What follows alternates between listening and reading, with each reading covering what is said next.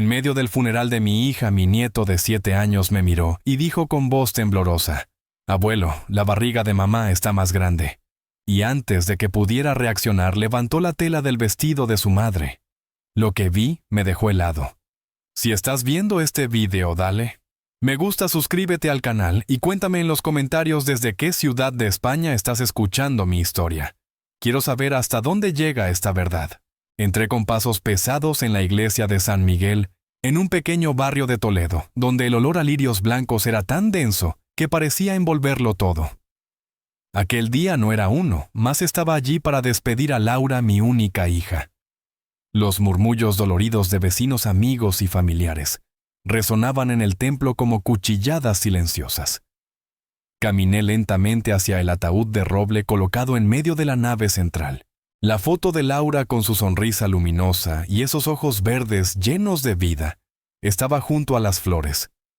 A mi lado, Martín, mi nieto de 7 años, apretaba mi mano con una fuerza inesperada.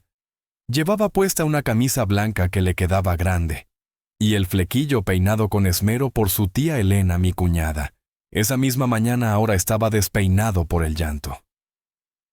«Abuelo, ¿a dónde se fue mamá?», me había preguntado anoche con los ojos rojos de tanto llorar. No supe responderle. Solo pude abrazarlo fuerte como si ese gesto pudiera salvarlo de la pena. Cuando el sacerdote comenzó a rezar, el silencio se apoderó de la iglesia. Solo se escuchaban los sollozos apagados y el crujido de las velas consumiéndose. Me incliné para arreglarle la camisa a Martín, queriendo que estuviera presentable para el último adiós a su madre. Pero en ese instante, con una voz clara que atravesó el silencio, dijo: «Abuelo, la barriga de mamá está grande». Sentí como la sangre se me helaba. Martín soltó mi mano y dio un pequeño paso hacia el ataúd. Sus zapatos negros resonaron sobre el suelo de piedra fría. Con inocencia pura levantó con delicadeza la tela blanca que cubría el cuerpo de Laura. El murmullo se detuvo. Algunas personas en los primeros bancos giraron la cabeza confundidas. Lo que vi bajo esa tela me dejó sin aliento, un abultamiento extraño en su vientre, como si escondiera un secreto oscuro. La luz temblorosa de una vela reveló algo aún peor, un enorme hematoma de un color amoratado profundo, que se extendía desde las costillas hasta cubrir casi todo el abdomen. No era un simple golpe. No. Aquello tenía otra historia. Y yo estaba a punto de descubrirla. El hematoma era profundo, como si alguien hubiese usado una fuerza brutal para provocarlo. Sentí cómo el corazón me golpeaba el pecho y la sangre se me helaba en las venas. Quise gritar, preguntar quién le había hecho eso a mi hija. Pero mis pies estaban clavados al suelo, pesados como piedra. Ni siquiera pude sujetar a Martín cuando Samuel, mi yerno, se levantó bruscamente desde la primera fila. Lo agarró del brazo con rudeza y entre dientes le siseó: «¿Qué haces? No se juega en el funeral de tu madre».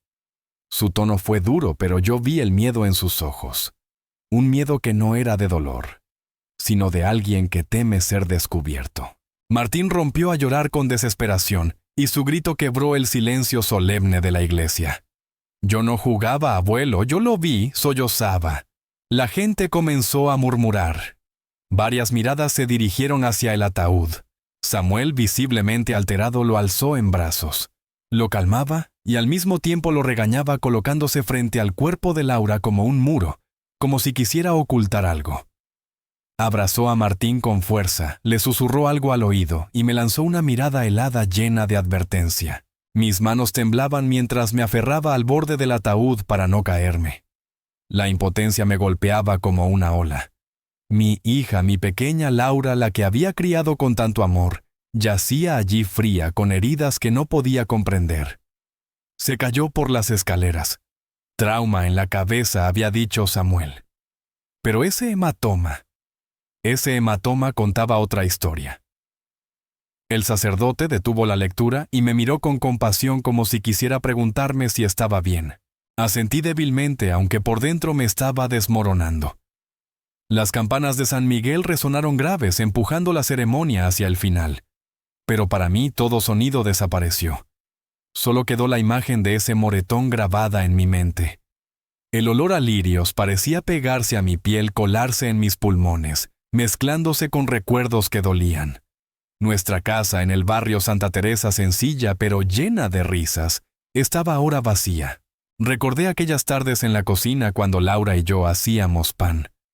El aroma del maíz tostado impregnaba toda la casa. Ella, con apenas 10 años, reía con sus mejillas enharinadas. «Papá, haré pan mejor que tú», decía, levantando sus manos llenas de masa. Yo creía que esos momentos durarían para siempre.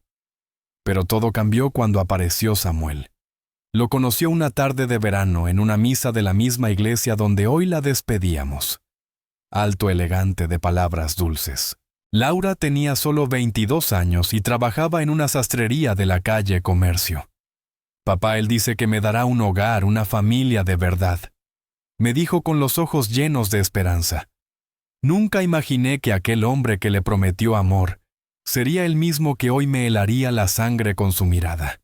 Yo sonreí, le estreché la mano y le advertí que tuviera cuidado. Pero en el fondo, algo me inquietaba. Había algo en la mirada de Samuel que no me inspiraba confianza. Aunque siempre se mostraba educado, atento, y de modales impecables en sus ojos, había una frialdad que no podía pasar por alto. Después de un año de noviazgo, Laura y él se casaron en la misma iglesia de San Miguel, donde hoy he tenido que despedirla. Aquel día de la boda, al verla en su vestido blanco, lloré de emoción. Pero también sentí muy dentro de mí que estaba perdiendo a mi niña. Samuel la llevó a vivir a una casa señorial en el centro histórico de Toledo, lejos de nuestro barrio obrero de Santa Teresa. Era un edificio imponente con muros altos y un portón de hierro negro que parecía levantar una barrera invisible entre ellos y el resto del mundo. La primera vez que fui de visita sentí un nudo en el estómago. Todo era demasiado perfecto, demasiado frío. Los suelos de mármol brillaban como si nunca hubieran sido pisados. Los cuadros en las paredes no decían nada, y el silencio pesaba. Laura sonreía y me abrazaba con fuerza, pero detrás de cada gesto había algo rígido, cada vez que insinuaba querer volver a visitarlos. Samuel encontraba una excusa elegante. «¿Estamos muy ocupados, Ernesto?», decía con voz suave pero helada. Otras veces contestaba él directamente: «Laura está cansada. No es buen momento para visitas». Yo fingía entender, pero mi corazón se encogía. A veces hablaba con Laura por teléfono y ella me respondía con su tono alegre de: «Siempre. Papá, estoy bien de verdad. Pero yo soy padre».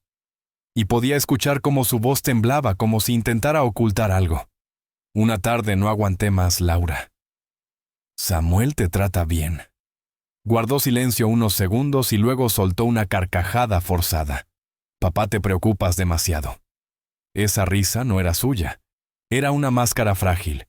Solo podía verla en celebraciones grandes, siempre con Samuel pegado a su lado como una sombra. Él me saludaba con frases frías. «¿Cómo está don Ernesto? Si necesita algo me avisa». Recuerdo una misa en julio, hacía más de 35 de gente, y Laura llevaba manga larga. «¿Tenemos aire acondicionado, papá?», dijo sonriendo con rigidez. La mirada cortante de Samuel me obligó a callar. Empecé a tener miedo. Se lo conté a doña Carmen, mi vecina de toda la vida. Ella me tomó la mano. «Ernesto, eres padre. Confía en tu instinto». Hace 2 días, mientras cosía en el porche, el teléfono sonó con un timbre seco como un mal presagio. Era Samuel. Su voz sonaba alterada, pero sin una pizca de dolor. «Ernesto, Laura se ha caído por las escaleras». En ese instante supe que mi vida cambiaría para siempre. Se cayó por las escaleras.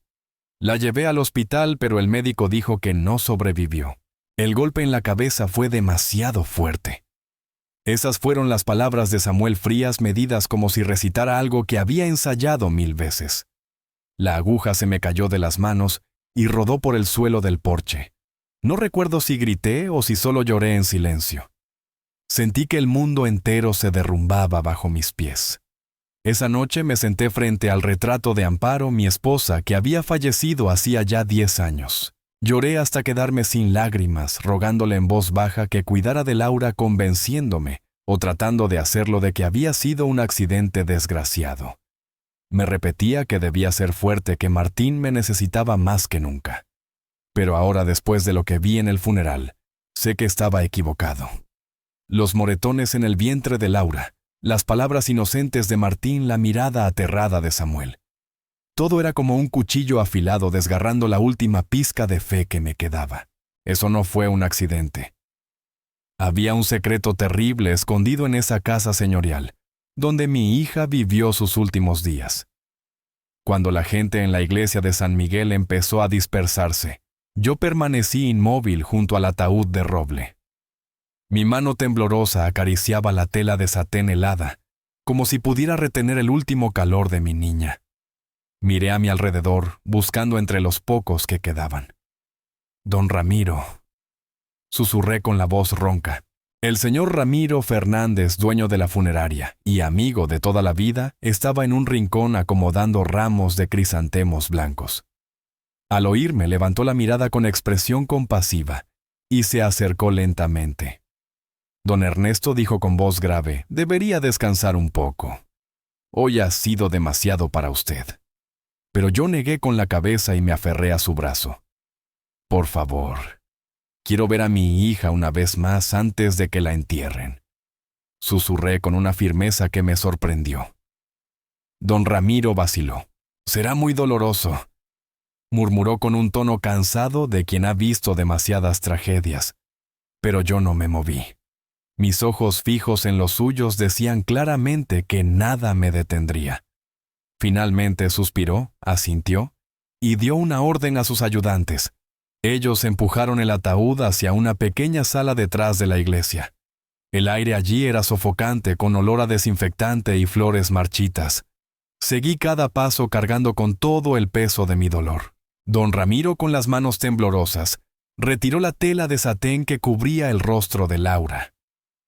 Mi hija yacía allí pálida, con esa dulzura que aún conservaba como si estuviera dormida.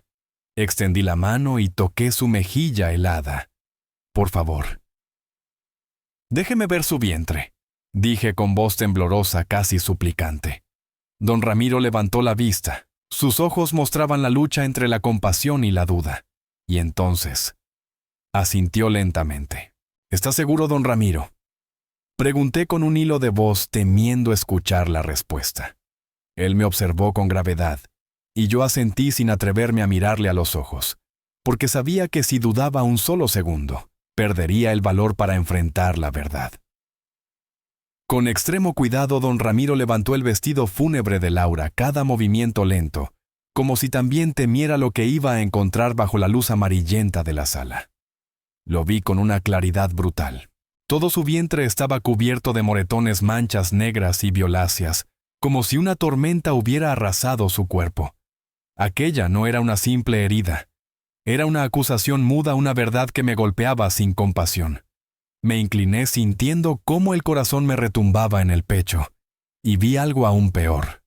En su rostro no había ni un golpe, ni un rasguño, ninguna marca de una supuesta caída por las escaleras, como había dicho Samuel. El mundo se me desmoronaba. Si no fue una caída, ¿qué le había quitado realmente la vida a mi hija, don Ramiro? Permanecía junto a mí con el ceño fruncido, los ojos apagados por el peso de los años. Don Ernesto murmuró casi en susurro: «Esto no parece un accidente». «¿Qué quiere decir?», pregunté con la voz quebrada. 30 años en este oficio, ¿una lesión tan localizada y fuerte? No es común. Su voz era baja, pero fue como un cuchillo confirmando lo que temía. Mis dedos se aferraron con fuerza al borde metálico de la mesa. Los nudillos blancos, la garganta cerrada. Quería gritar, correr, preguntarle a Samuel qué le había hecho a mi hija, pero mi cuerpo se quedó inmóvil, atrapado en ese dolor helado. Las campanas de la iglesia de San Miguel resonaron graves anunciando la hora del entierro. Me incliné y besé suavemente el cabello de Laura. Aún olía a lavanda. «Perdóname, hija», susurré mientras las lágrimas caían sobre la tela blanca. «Voy a descubrir la verdad por ti». Don Ramiro cubrió su cuerpo con delicadeza. Su mirada estaba llena de compasión, pero yo sabía que esta lucha era mía. Al salir de la pequeña sala, el aire me pareció más liviano, pero mi corazón seguía cargado.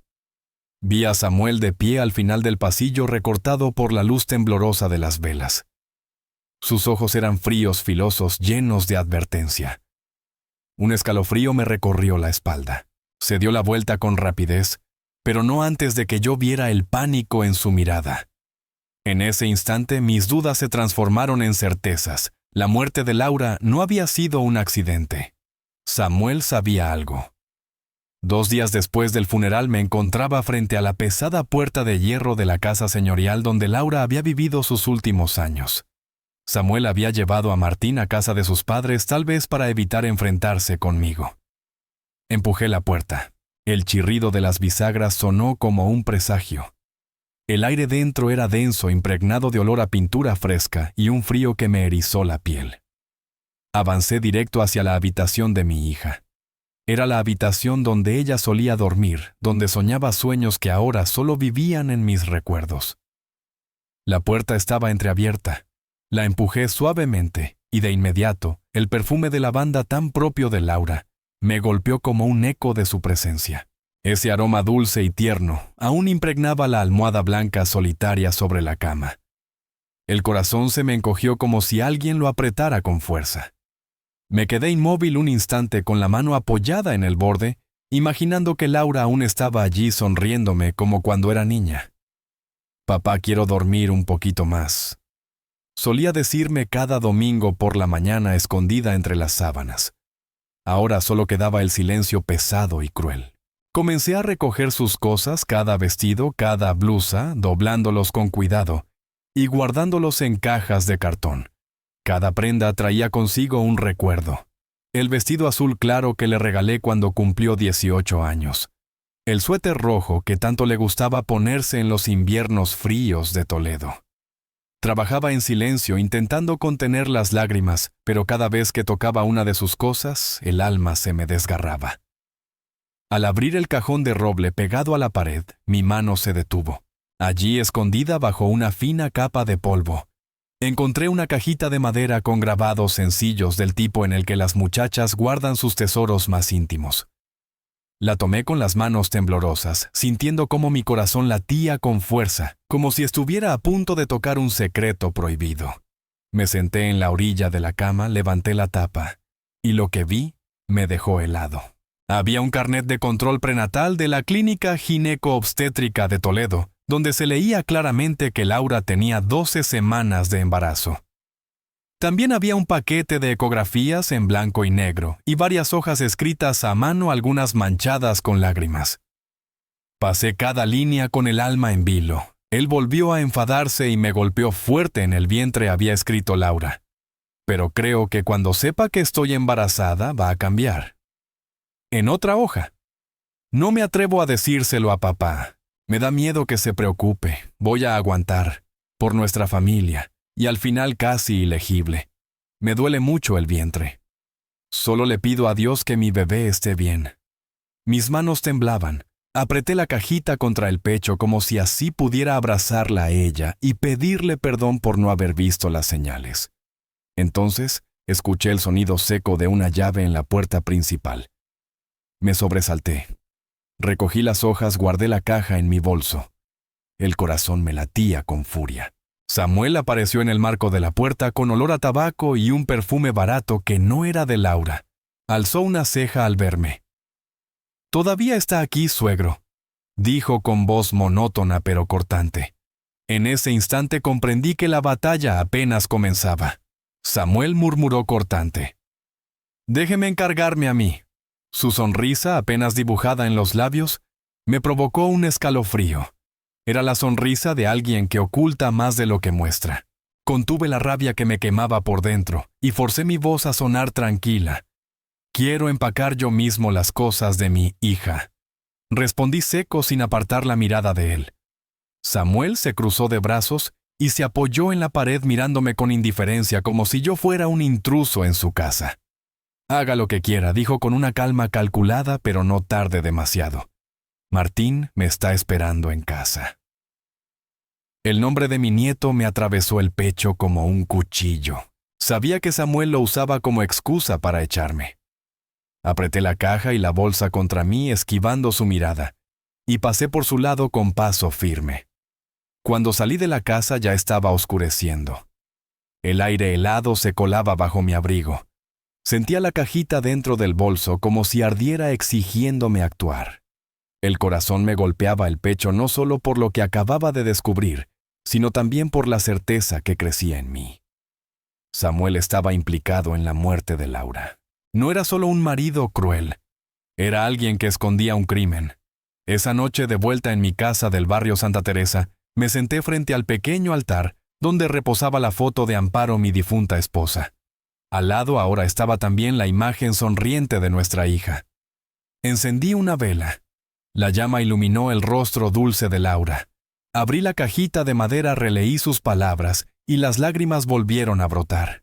«Perdóname, hija mía», susurré con voz quebrada. «No supe protegerte, pero te prometo que no voy a dejar que tu partida quede en el olvido». Sabía que esa cajita no solo guardaba dolor, sino también la llave para descubrir la verdad. A la mañana siguiente me puse un suéter gris y salí con el bolso que contenía el secreto. La clínica ginecológica de Toledo estaba en una esquina tranquila con muros blancos y una placa de bronce que brillaba al sol. El interior olía a desinfectante. El murmullo de las enfermeras y el eco de las pisadas se sentían lejanos y reales. Me acerqué al mostrador. «Mi hija Laura Ríos se atendió aquí», dije con la voz ronca, sosteniendo el carnet de control prenatal. «Quiero ver al médico que la atendió de urgencia». La recepcionista, una joven de rostro amable, me miró con compasión y asintió. Varias mujeres embarazadas esperaban sentadas con sus vientres redondos y sus ojos llenos de esperanza. Sentí que el pecho se me encogía. Laura también había soñado con eso, con un futuro. Al poco rato, un hombre mayor de cabello entrecano y bata blanca salió del pasillo. Su rostro era serio, pero sus ojos transmitían humanidad. «Soy el doctor Eduardo Herrera», dijo con voz serena. Y en ese instante supe que aquella conversación cambiaría todo. «Soy el doctor Eduardo Herrera», dijo con voz grave y serena cuando supo que yo era el padre de Laura. Suspiró, y su mirada se volvió más pesada, como si también cargara con un peso que no le correspondía. «Por favor, pase a mi consultorio», añadió, guiándome hasta una pequeña sala con estantes repletos de expedientes médicos y un escritorio de madera sencillo. Me senté con el bolso sobre las piernas, aferrado a la libreta de control prenatal, como si temiera que desapareciera. El doctor Herrera se acomodó frente a mí, hojeó unos papeles y me miró con seriedad. «Señor Ríos», comenzó con un tono triste. «Hicimos todo lo posible para salvar a Laura, pero cuando llegó, ya había perdido demasiada sangre. Sufrió una hemorragia interna grave. El útero quedó dañado y el embarazo de 3 meses no pudo continuar».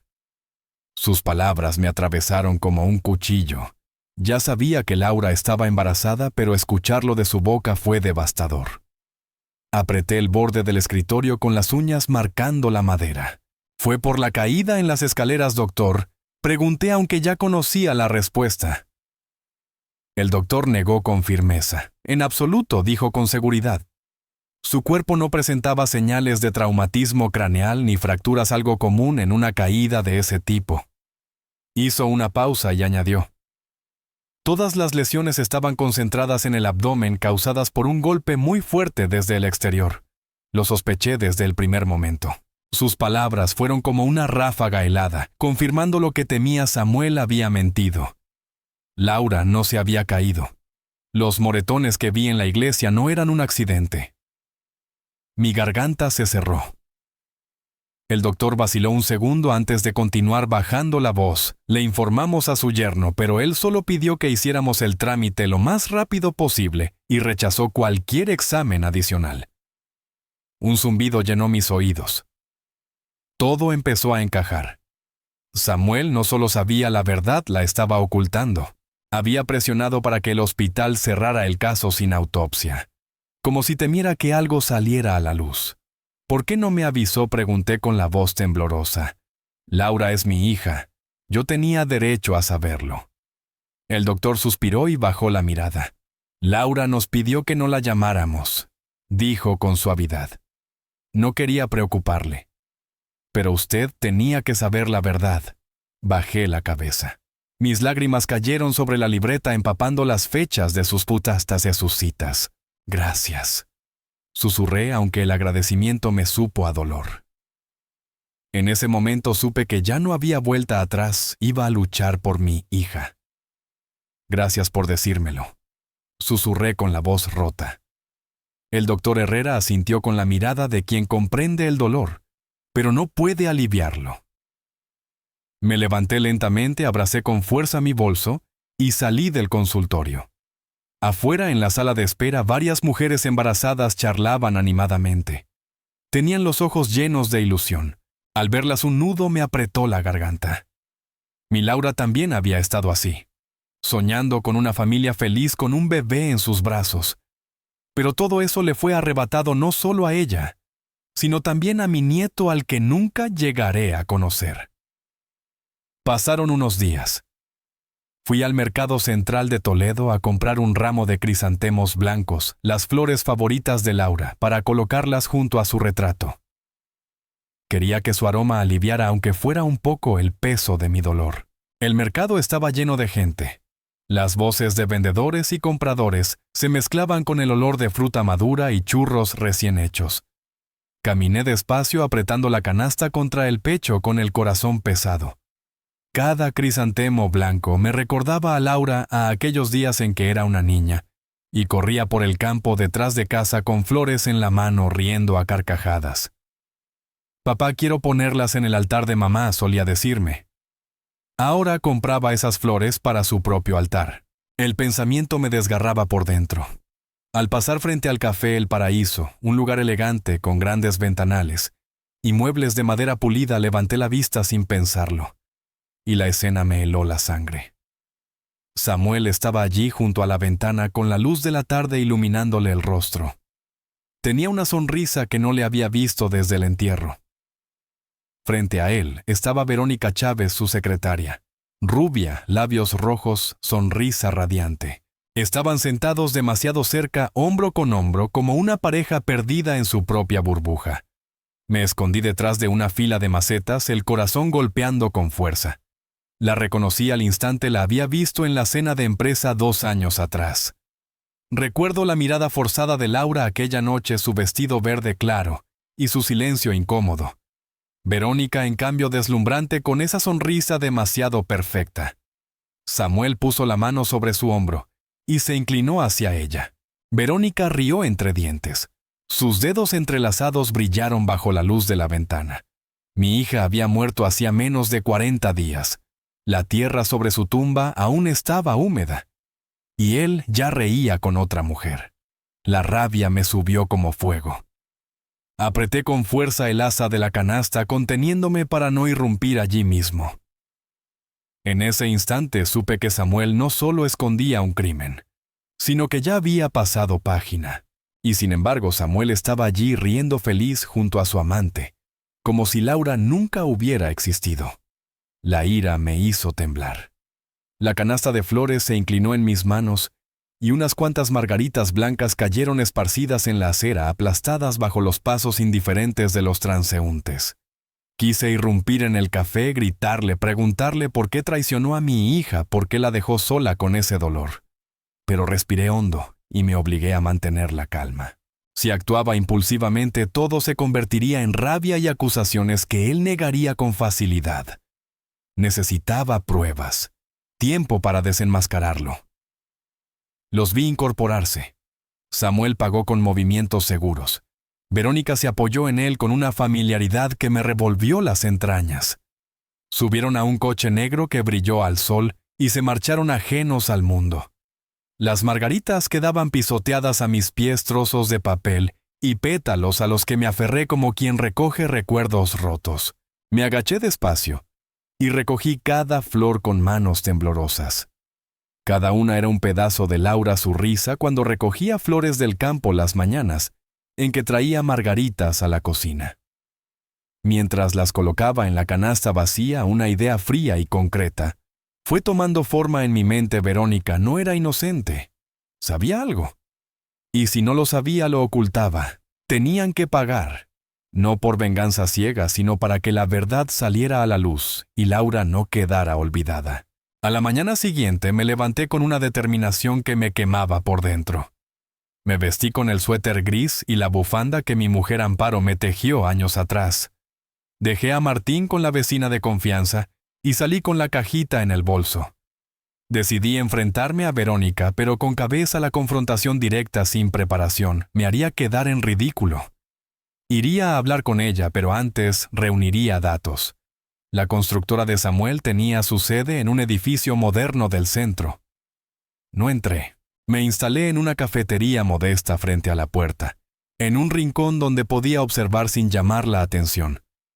Pedí un café negro y, apoyado en la ventana, oteé la entrada. Las horas se estiraban como plomo. Pensé en las anotaciones de Laura en sus ecografías, en el nieto que nunca conoceré. Casi a las 17 horas vi a Verónica salir del edificio.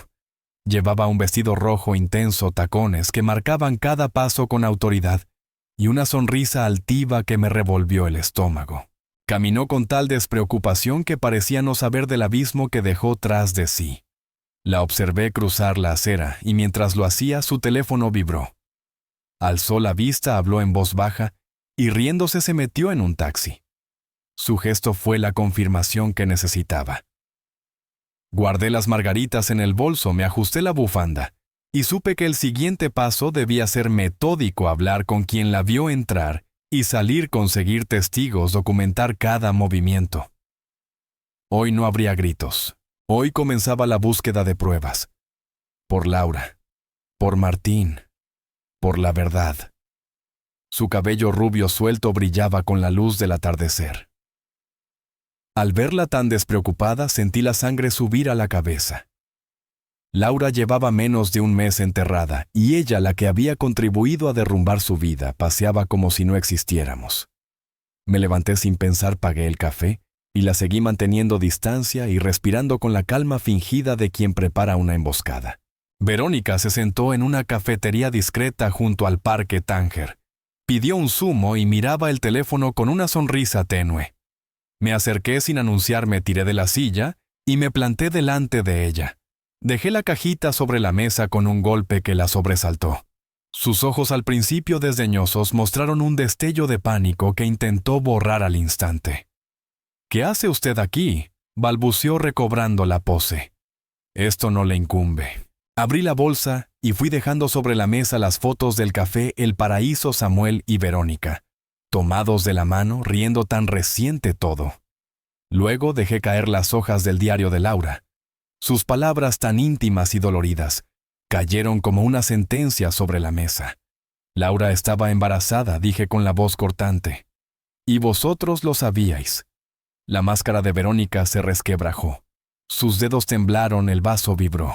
Trató de negar, de enredar frases vacías, pero la presión que le apliqué, la amenaza de la policía, la probabilidad de pruebas la rompió. Empezó a hablar entre sollozos, primero en voz baja, y luego atropellada. Contó que la tarde en que Laura llegó antes de tiempo, hubo una discusión feroz con Samuel, que ella intentó mediar y que la situación se desmadró, que Samuel, fuera de sí, propinó un golpe en el abdomen a Laura, que la joven cayó y pidió auxilio, que Samuel la obligó a callar y a fingir que todo había sido una caída, que Verónica, aterrada, ayudó después a ocultar detalles por miedo. Cada palabra de su confesión era un martillazo en mi pecho. No dije nada. La escuché hasta el final con la mano apretando la cajita que aún olía a lavanda. Cuando terminó, me miró con ojos suplicantes. «No quería que pasara», murmuró. «Teníamos miedo de perderlo todo». La rabia intentó devorarme, pero la razón me dijo que necesitaba algo más que gritos, pruebas. Saqué el móvil con la calma de quien actúa con método. Había dejado la grabadora encendida en la mesa sin que ella se diera cuenta. La conversación estaba registrada. Tenía la confesión en mi bolsillo. La noche me encontró sentado en mi casa del barrio Santa Teresa, escuchando la grabación una y otra vez. La voz de Verónica temblorosa decía lo que yo ya sabía en el alma. Tomé la libreta prenatal, las ecografías y las fotos. Las puse todas en una carpeta. Llamé al doctor Eduardo Herrera y le pedí que declarara lo que había dicho la hemorragia interna, la concentración de lesiones en el abdomen, la negativa de Samuel. A más pruebas. Al amanecer con la carpeta y la grabación en la mano, fui a la comisaría. No para vengarme con violencia, sino para que la justicia hiciera su trabajo y para que Laura tuviera una sepultura limpia de mentiras. Por Martín, por mi hija, por la verdad. Hoy comenzaba la batalla formal, denunciar con pruebas. Y en cada paso prometí en voz baja que no descansaría hasta ver la verdad a la luz. Miré a Verónica. Estaba sentada frente a mí temblando con el rostro completamente pálido. Tú lo ayudaste, dije con la voz fría como el hielo. Dejaste que mi hija muriera entre el dolor. Verónica alzó la vista. Las lágrimas bajaban por sus mejillas, pero dentro de mí no quedaba ni una pizca de compasión. Yo no quise eso, sollozó. No sabía que todo llegaría tan lejos. No la dejé hablar más. Recuperé las fotos y las páginas del diario de Laura las guardé con cuidado en mi bolso, y me levanté. Tú y Samuel, no vais a escapar. Pensé con una determinación que me quemaba por dentro. Haré que paguéis por lo que le hicisteis a mi hija. Salí del café sin mirar atrás. Verónica quedó allí con los hombros temblando, sabiendo que su confesión acababa de sellar su destino. Los días siguientes se convirtieron en un ritual calculado. Cada mañana, cuando el mercado central de Toledo despertaba entre la neblina, yo elegía un ramo de crisantemos blancos, las flores favoritas de Laura. La vendedora mayor, doña Magdalena, me miraba siempre con curiosidad. «¿Otra vez crisantemos hoy?», preguntaba con voz amable. Yo solo asentía con el corazón apretado. Pero esas flores ya no eran para el altar de mi hija, eran un mensaje para Samuel. Le pedí a un muchacho del mercado que llevara el ramo y lo dejara justo en la puerta de la oficina de Samuel. «Déjalo ahí. No hace falta que digas quién lo envía», le dije dándole una propina. Imaginé el rostro de Samuel al ver los crisantemos, ese recordatorio silencioso de Laura, de lo que él destruyó con sus propias manos. Por las noches, cuando el barrio Santa Teresa caía en silencio, encendía una vela frente a la foto de Laura. Abría la cajita de madera y sacaba la ecografía que guardaba como un tesoro. Con la mano temblorosa escribí sobre ella con tinta negra: «Devuélveme a mi hijo Samuel». Cada trazo era un puñal dirigido a su conciencia. Caminé bajo la luz fría de la luna hasta su mansión en el centro histórico, y metí la foto en su buzón. Me quedé allí quieto imaginando su cara al verla al amanecer. No pasó mucho tiempo antes de que mi plan comenzara a surtir efecto. Una mañana, mientras compraba verduras en el mercado, escuché a las vecinas cuchichear. «Ese Samuel está raro últimamente. No duerme, anda por el porche toda la noche fumando», dijo una. «Yo lo vi ayer sentado con una botella en la mano», añadió otro vendedor. «Tiene la mirada perdida». Fingí estar escogiendo un manojo de cilantro, pero por dentro sonreí con frialdad. Él tenía miedo. Estaba empezando a sentir el peso de Laura respirándole en la nuca. La guerra psicológica acababa de comenzar. Y no pensaba detenerme. Miré a Verónica mientras sus sollozos se apagaban en la taza vacía. Sus palabras me dejaron la certeza, aunque el dolor seguía vivo como una llama. Sabía que no bastaban las flores ni las miradas. Quería que Samuel sintiera día y noche la presencia de Laura en su vida. Recordé la nana que ella le cantaba a Martín en voz baja: «Duerme, mi amor», y supe lo que tenía que hacer. Busqué a señor Juan, un electricista honrado del barrio Santa Teresa, que años atrás nos había arreglado las luces. Le hablé sin rodeos. «Señor Juan, necesito su ayuda para algo que no puedo explicar por teléfono». Él frunció el ceño, pero asintió. Conocía mi seriedad. Esa tarde lo llevé a la mansión de Samuel cuando estaban fuera. Le expliqué que en el garaje había una radio vieja que debía encenderse sola a medianoche y repetir en bucle la nana de Laura. Al principio se mostró reacio. No era un plan corriente, pero aceptó por la humanidad que me reconocía. Ajustó el temporizador con manos expertas y dejó la radio lista. A medianoche la nana comenzó a sonar en el silencio de la casa señorial. Poco después, vecinos del centro escucharon golpes y lamentos. A la mañana siguiente corrían voces. Samuel había destrozado la radio en un ataque de pánico, había salido temblando con un martillo en la mano. La noticia llegó a mis oídos en el mercado entre los puestos de verduras. Fingí elegir lechuga, pero por dentro sonreí con la frialdad de quien ve cómo cae el primero de muchos balcones. No me bastaba con esto. Reuní toda la cajita de madera, la libreta prenatal con la anotación de las 12 semanas, las ecografías, y las páginas del diario empapadas en lágrimas.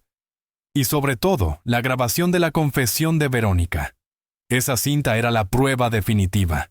Una mañana gris, con el bolso cargado y el corazón apretado, entré en la comisaría de Toledo. La recepcionista, con mirada compasiva, llamó al despacho del comandante Héctor Luna, un hombre severo, pero conocido por su sentido de justicia. Esperé en la sala apretando la correa del bolso hasta que las uñas me dolían. El murmullo de la comisaría me resultó ajeno. Solo pensaba en Laura, en la promesa que le hice en voz baja junto a su foto. No descansaré hasta que se haga justicia. Al ser recibido por el comandante, saqué la carpeta con todas las pruebas, y con voz contenida pero firme, le relaté todo la nana que encendía la radio. La confesión, la resistencia a las pruebas por parte de Samuel, la hemorragia que describió el doctor Eduardo Herrera. Entregué la grabación y las ecografías. El comandante me miró con gravedad. Esto requiere investigación inmediata, dijo. No habrá impunidad. Salí de la comisaría sintiendo que por primera vez desde la pérdida, la verdad empezaba a moverse en su cauce. Sabía que el camino sería largo y duro, pero me arropó una sensación nueva: la justicia había comenzado. Y por Martín, por Laura, yo no aflojaría. Apreté la correa del bolso con fuerza, inquieto, como si estuviera sentado sobre brasas. A cada minuto que pasaba la imagen de Laura, su sonrisa dulce, y las líneas de su diario me atravesaban la memoria como cuchillos. Me duele la barriga, mamá había escrito. Hoy era el día, la última batalla por justicia para mi hija. El comandante Héctor Luna apareció en la sala de espera.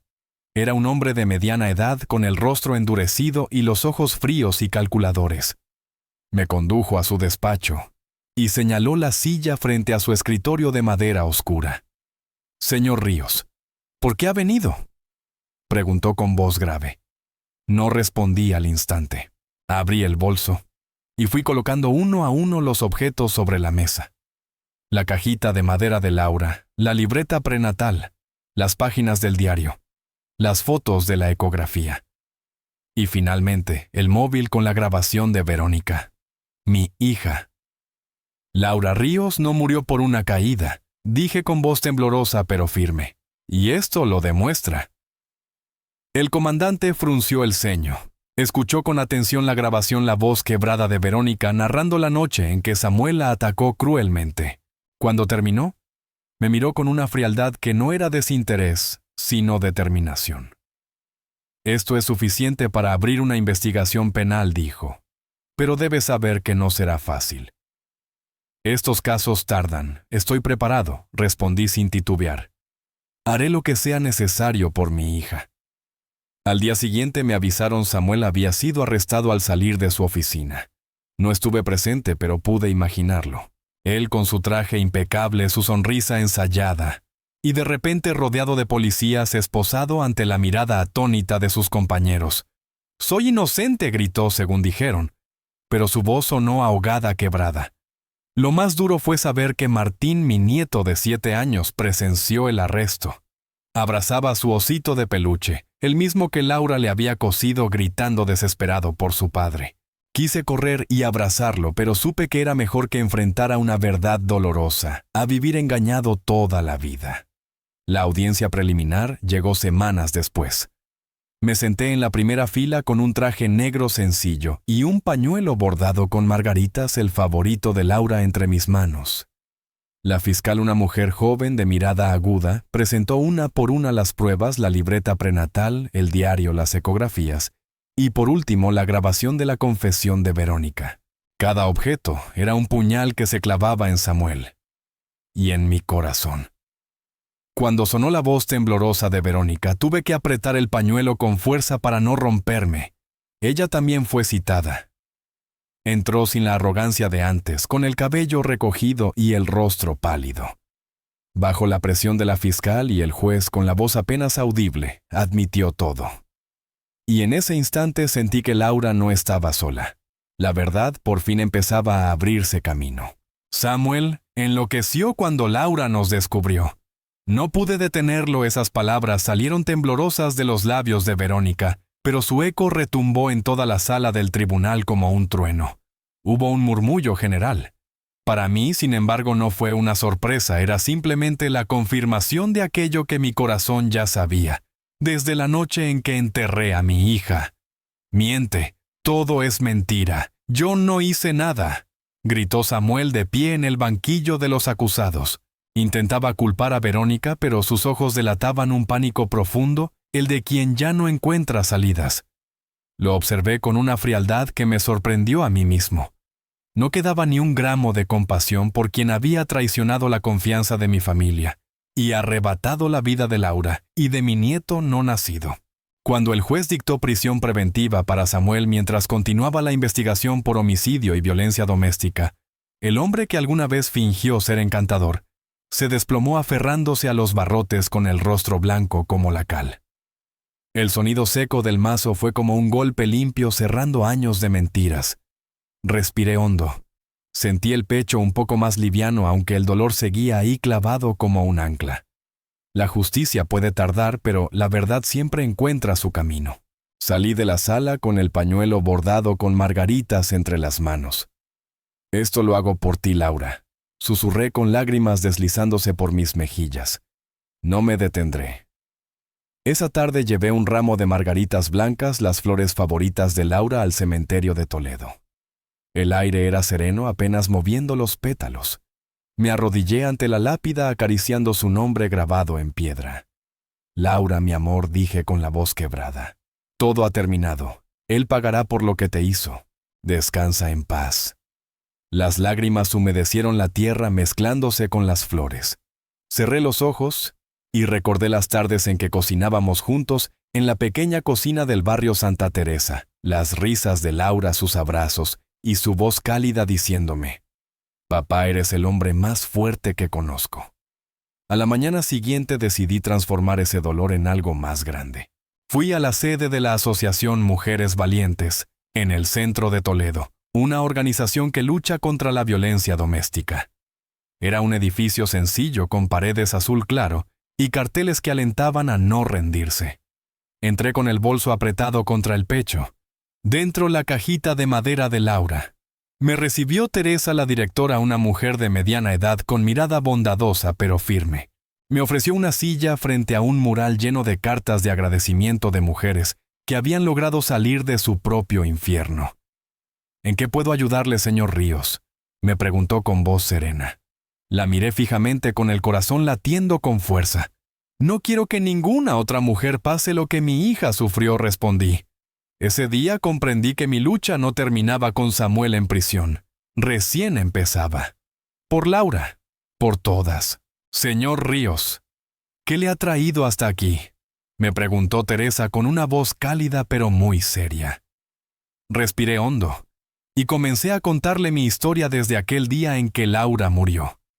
Le hablé de la marca morada en su vientre, del diario que encontré escondido, de la confesión de Verónica, del juicio contra Samuel, y de cómo todo eso me había partido en dos.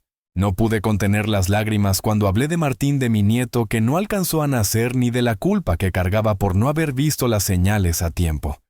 No pude salvar a mi hija, dije con la voz temblorosa, apretando la pequeña caja de madera entre mis manos. Pero quiero dedicar el resto de mi vida a que otras mujeres no vivan lo mismo que ella. La señora Teresa me escuchó en silencio y su mirada se volvió más pesada, pero enseguida tomó mi mano con firmeza. Su calidez me atravesó. «Aquí las puertas siempre estarán abiertas para usted», don Ernesto dijo con determinación. «La historia suya y de Laura será una inspiración. Dará esperanza a muchas personas». A partir de ese día comencé a trabajar como voluntario en Mujeres Valientes. Repartía folletos en el mercado central de Toledo. Los comerciantes me miraban con curiosidad y respeto. «Don Ernesto, usted es un hombre fuerte», me dijo una vendedora de flores al recibir un folleto que explicaba cómo reconocer señales de violencia doméstica. Sonreí, aunque en mi interior sabía que no era tan fuerte como creían. Simplemente estaba haciendo lo que Laura habría querido que hiciera. Por las tardes ayudaba en la cocina del refugio. Preparaba ollas de sopa caliente, cortaba pan de maíz y escuchaba las historias de mujeres que intentaban huir de sus propios infiernos. Cada relato, cada lágrima era un eco de la voz de Laura. Pero también me fortalecía. Lo más importante era escucharlas. Algunas narraban las palizas de sus parejas, otras hablaban en susurros del miedo a ser abandonadas y pedían ayuda. Yo las abrazaba, les sostenía la mano y les decía que no estaban solas. Perdí a mi hija por no reconocer las señales, le dije a una joven con los ojos hinchados por el llanto. Pero tú aún tienes la oportunidad. No guardes silencio como lo hizo ella. Al volver a mi casa vacía en el barrio Santa Teresa, encendía una vela frente al retrato de Laura. La llama titilante iluminaba su sonrisa dulce. «¿Lo ves, hija mía?», susurraba con lágrimas corriendo por mis mejillas. «Estoy protegiendo a otras mujeres en tu nombre». El dolor seguía ahí, pero se había transformado en un propósito. Ya no era solo un padre que había perdido a su hija, era un hombre que luchaba por Laura, por Martín, y por todas las que necesitaban ser escuchadas. Cada semana llevaba un ramo de margaritas blancas al cementerio. Me arrodillaba frente a su tumba y acariciaba la lápida. «Seguiré adelante, hija mía», susurraba. Una brisa suave acariciaba las flores como si ella misma me respondiera. Y entonces comprendí: Laura seguía conmigo. En cada voz, en cada mujer que decidía romper el silencio. Laura sigue acompañándome en cada paso, en cada palabra y en cada gesto que hago para proteger a otros de lo que yo viví. Su voz, su mirada y su memoria se han convertido en la fuerza que me empuja a no rendirme. Quiero enviarles un mensaje desde lo más profundo de mi corazón. Nunca guarden silencio ante la violencia y la injusticia. El silencio no salva, no protege. Al contrario, hace más fuerte a quien daña y convierte a los inocentes en víctimas indefensas. Si alguna vez sienten que algo no va bien, si hay señales que no pueden explicar, confíen en su intuición. Actúen. No esperen a que sea demasiado tarde. Como le pasó a mi hija. La verdad tiene un precio, pero también es lo único que puede salvar vidas. No esperen a perder a alguien para entender la fuerza que tiene su voz. Porque cuando callamos nos convertimos, aunque sin querer, en cómplices del dolor. La historia que acaban de escuchar está contada con nombres y lugares modificados para proteger la identidad de quienes estuvieron involucrados. No la comparto para juzgar a nadie, sino para abrir los ojos y el corazón de quien pueda necesitarlo. Porque detrás de cada relato hay muchas personas reales viviendo en silencio. Me pregunto cuántas madres ahora mismo están sufriendo dentro de sus propias casas, sin decir una palabra, esperando que la tormenta pase sola. Si ustedes estuvieran en mi lugar, ¿qué harían? ¿Callarían para no romper la aparente paz? ¿O se levantarían para proteger a quienes aman, aunque les cueste todo? Quiero conocer su opinión porque cada historia compartida puede convertirse en una vela que ilumine el camino de alguien más. Tal vez con una sola voz valiente podamos evitar otra tragedia como la de Laura. Hoy vivo solo en mi casa del barrio Santa Teresa, pero ya no es un lugar vacío. Es un espacio lleno de lucha, memoria y esperanza. Cada flor que dejo sobre la tumba de mi hija no es solo un acto de duelo, es una promesa. Una promesa de no callar, de no mirar a otro lado, de no rendirme jamás. Creo firmemente que el coraje y la solidaridad pueden llevarnos a días mejores. A quienes están escuchando esta historia desde cualquier rincón de España les digo: hablen, actúen, protejan. Porque su voz puede salvar una vida. Antes de despedirme les dejaré en pantalla 2 historias más de este canal. Historias de lucha, justicia y esperanza. Gracias por acompañarme hasta aquí. Que la memoria de Laura siga encendiendo luces en medio de tanta oscuridad.